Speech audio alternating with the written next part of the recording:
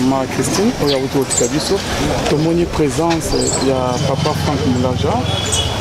Tozana papa Franck, shalom papa. Shalom papa. Ok papa, tomoni liboso ya résidence, il y a maman, babengi biso de partout, c'est maman Kofi. Aujourd'hui sango ya liwa, il y a maman Christine Ndengeni. Lelo na tongo, on a des difficultés, il y a courant et tout, le téléphone dans les acquis n'a chargé. Le matin, il y a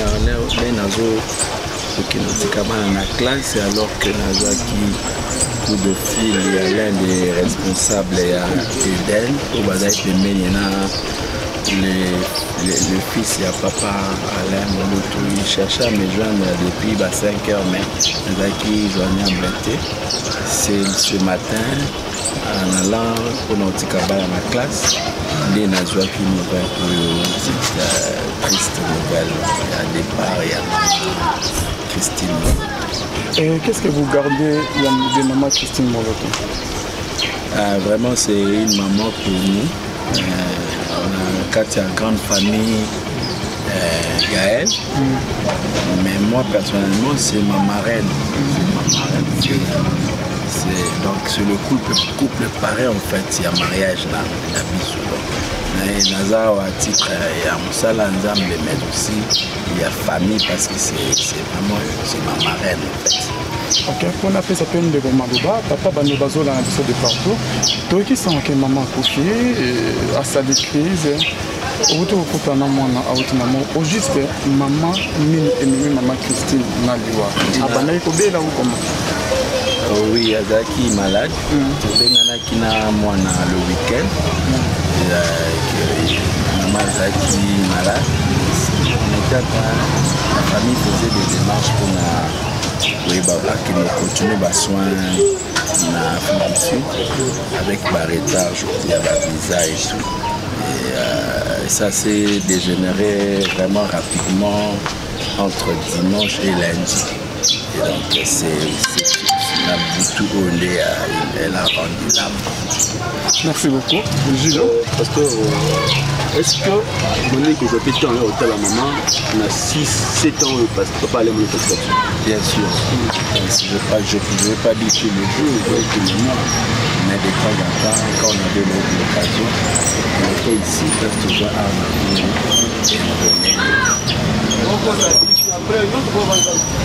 est-ce que Abeli, parce qu'il a souffert d'une maladie, que ça mort au mort d'acide? Bon, Zaki malade, et c'est vraiment bien, Zaki n'a fait du sud, soin à Zonaki. Et pour le départ, on a appris dans la semaine, tout le week-end passé. Donc ça s'est fait un peu rapide. Je suis comme ça.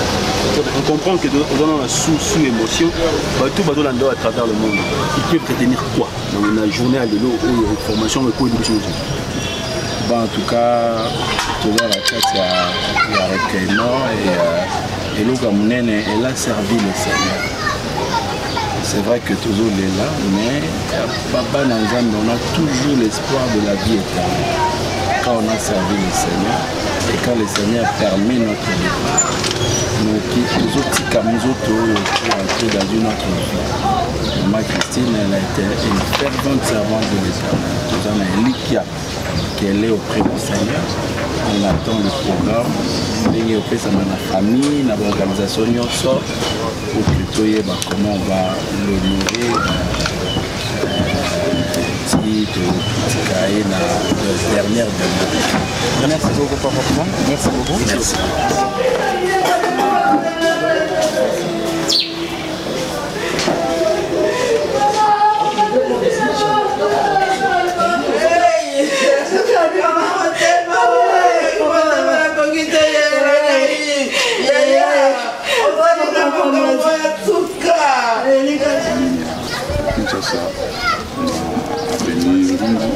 Parce que va aider à adresse à Jamaïque.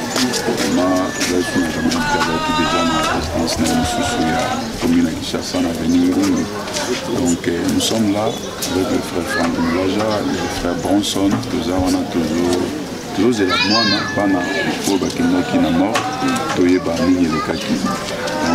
Donc jusque-là, la femme Marie aussi aux informés qui n'ont maladie de toza informé te tozela bato oyo bazalaki na mama ntango akufaki nde tokoyeba toza wana na lopango eza na fils aîné mwana ya mobali aza na mort nde tozozela ye soki azongi tokozala informé ayebisa biso soki mama akufaki na nini.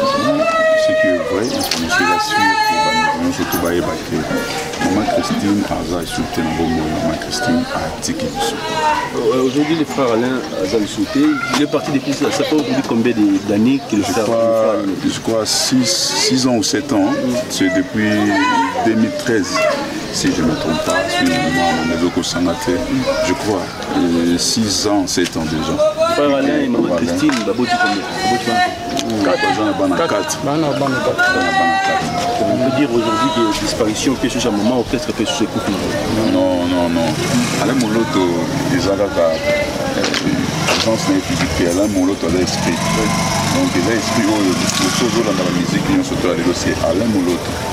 Donc Alain Moloto a vivant, mais esprit naïe. Et ça, quand il y a surtout génération et la musique que je vais t'amener, les générations, Alain Moloto. Mais malgré Azab vivante, mais esprit naïe, et ça, on a composé, les compositions et commis. C'est Alain Moloto. Sur la musique, l'adoration, c'est Alain Moloto. Donc, c'est ça. Qu'est-ce qu'on peut retenir par rapport à la disparition de Maman Christine? Son fils est là. Là, nous sommes en direct sur le fils de Papa Alain Moloto qui vient d'entrer à Outi. C'est là, donc c'est qui est vrai. À Outi hôpital, à Outi place corps Résaline à mort. Je pense qu'il va tirer mon hôpital au pésamment libre. Donc, il décide de faire trop de commentaires aujourd'hui. Un mot par rapport à la distribution de la Bisso. Nous partons surtout dans la Bisso, vivre le Bito, nous sommes là, soutenir la famille Moloto. Les Alamara aussi pour soutenir la famille Moloto. Dans un moment pour aider Malamu, Baninga Malamu. En tout cas, vous en avez ensemble pour soutenir dans un moment à passer. Les Abanao, Batikali, Papa Zate, Maman Zate, mais on a dit que le père des orphelins est là, Jésus-Christ, va soutenir Bango. Mais tout le monde a besoin moralement, surtout moralement et puis spirituellement. Présence Nabino, conseil Nabino, prière Nabino, et les Amalam pour la famille Moloto mobile. Très bien, je laisse la place à Libéa. Sur votre nom, des questions. Ok, Liwa, il y a Maman Christine, qui est chez Bisso Makasi. Aza Maman Moko, Aza Kimia, comme un peu invisible, avant comme on en a fait. Liwa est choqué de ce nom. Moi, c'est Alain Moloto. Je vous rappelle bien que non. Liwa Mouibanaï, qui est moko ya musicien, il y a Alain Moloto, il y a Mac Boulay. À Koufaki, quelques mois après, Christian a eu pour Koufa, il y a accident à l'État. Quelques mois après, Alain Moloto peut aller pour Koufa. Le je crois, mais depuis 2013 à 2014, Maman Christine par nous devons glorifier l'Éternel dans toutes les circonstances. Dieu a donné, Dieu a repris, que son nom soit loué. Est-ce que Liwa et Maman Christine ont perte menée par rapport à l'orchestre? Non, il a perte menée pour le corps de Christ parce que Maman Christine elle ne faisait pas partie du groupe Alain Moloto et Gaël, à Balagi côté, mais Oyo Adalaki coordonné pour l'année c'est pasteur Atoms. Ce qui pour Moni la Gaël, Atoms pas même touché la Katia Gaël. Atoms c'est Batika qui a géré le groupe et là qui Maman Christine. Merci Alvin Bey. Merci. Comprenez que nous sommes sous émotion.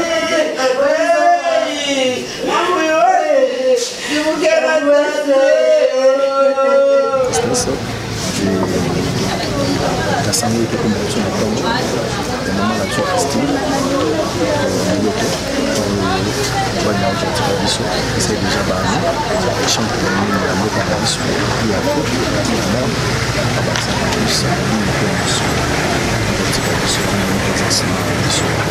apparemment, depuis que tu s'est renseigné dans le quartier, votre quartier, on a confirmation que ça bon, ceux qui ont besoin de confirmation à profiter parce que dans la réserve de la famille, vu que d'ailleurs dit que Ndenge, dans le journaliste, somme wana ezali parce que nous sommes vraiment économiques. eza ebele na bafamille ebele somo ya frère Matou Samoy eza na mitema mpe na bamémoire ya bato ebele somo ya frère José Nzita baréalité nyonso eleka be bafrère basere nyonso donc bref na mokuse baréalité oyo elekaka na bainternet bafamille wana même famille na ngai mpe bandeko na ngai mpe baza déjà na somo wana baye bakende likame koya bakozala mpe kaka na baréserve bref na mokuse eyaki baréserve oyo bazalaki nango par rapport ya batitre par rapport ya bato bazwa bainformation na sûreté oyo bamoni kaka ke moto akufi et puis afungoli caméra son action abandi kolobo esengelaki te c'est pour cela omoni ya mosusu batiaki mpe mwa limite non seulement na bacaméramen oyo nyonso bato bakoya parce que la plupart des journalistes to ba caméraman internet bayeba na vraiment mingi te na Kinshasa yango monaki batiaki no na koloba ki na wenge ba 12 c'est-à-dire ba isolé même quartier oyo pe ba kopesa ba information wana malobo na koloba na ziongo epana epaia oncle propre au moment qui n'a reçu il y a Maman Christine parce que monde est toujours avoir fini la caméra faut que ba ofino la wapi au dingo le bani ngo na zo ki temps au solo na je pense que tant boyek beaucoup tête na zala ki wadon babanga bazaki ko banga na mukuse ko pesa information wana parce que internet et zana muto mto cha titre na ye poazo ba vu na ye alors que zali kamwa pasi au bango bazana choc na bazana pota ya premier degré au biso to ya ka malgré to poto publier ba image donc c'est ça yango monaki ibimaki jarka lokola ba kusu ba yebi ba musu lokola ba yebi te mais sika pe matanga ezali tout le monde a bien OK sango bunga na raté ko kanga mo ka yozo le raté mais kuna pe mutaole là de temps na yaki et on a c'est là vraiment makasi na présence là oza OK merci la femme calme bonjour ya pasi na pe comment na Jean-Pierre na pani na commune ya Kinshasa sur avenue Ngungu nous a venu mona maman Christine Moloto en tout cas liwa ya maman epesi vraiment quartier pasi makasi toyokaki mama azobela suivant ki ndaka kozwa basoin na sud-af na Afrique du Sud ayaka akendaka basoin ayaka kaka lelo na ba 4h du matin en tout cas tozalaki surpris mama tiki biso en tout cas pasi mingi penda pasi mingi émotion ndenge ezepa bafamille ezepepa na biso bato ya quartier mpo azalaki vraiment mama sociale assistance tout oyo tobandaki kokende pa na ye ata ya mingi te moke mpena mama Christine Moloto bandaki kosunga mpenza toza na baémotion makasi bon azosenga kaka molimo ne place eza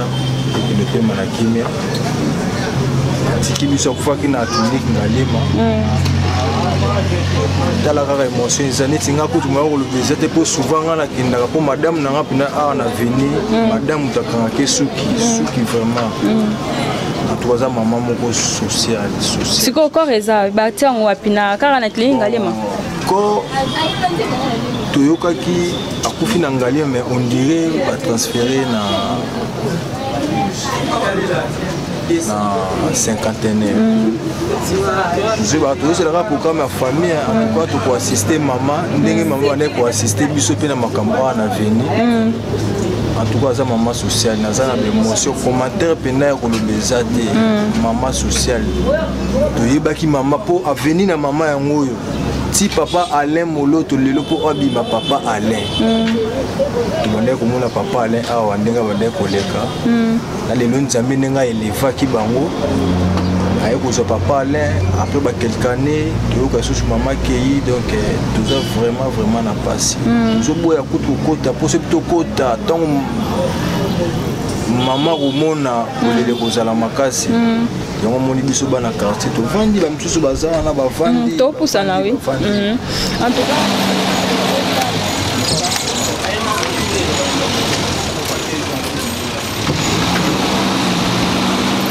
à grande surprise, on a formé le Lokenor.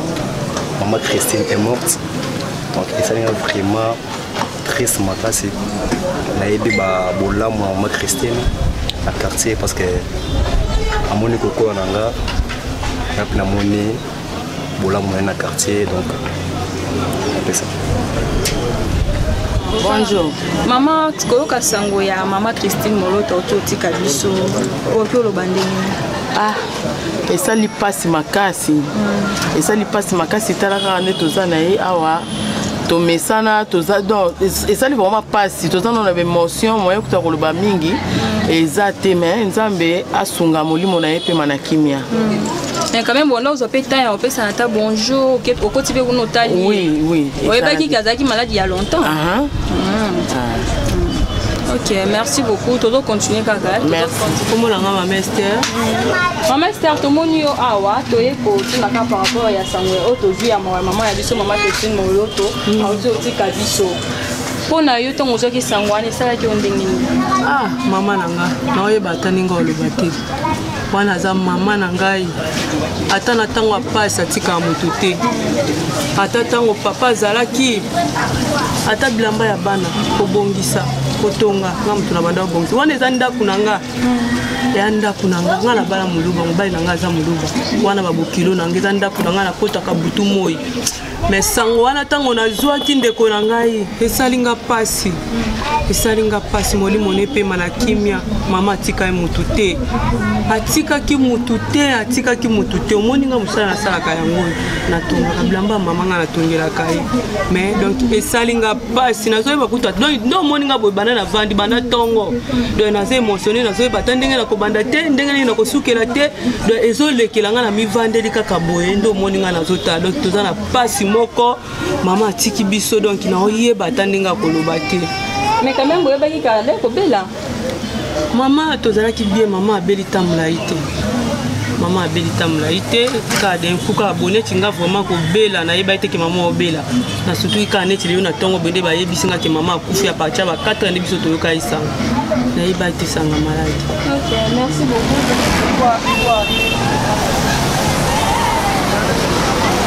Maman, comment on a dit na ba yeba la biso ba yo?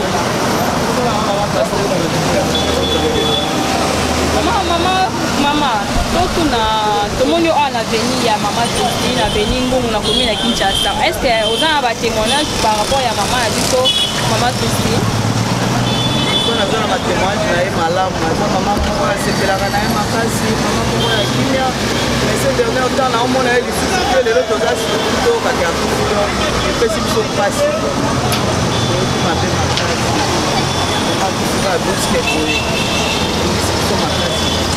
Et tant que yo maman pasteur est-ce qu'on a fait tant que vous avez beaucoup de temps sur la béca maman de les dans la case sur la fontaine au téléphone avec maman ça n'a pas ça les cas on a pas bonjour on a pas fait ma ligne direct dans la case je vais pas bien.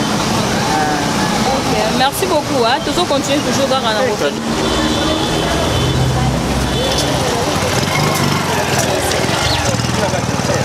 Je lui contacte.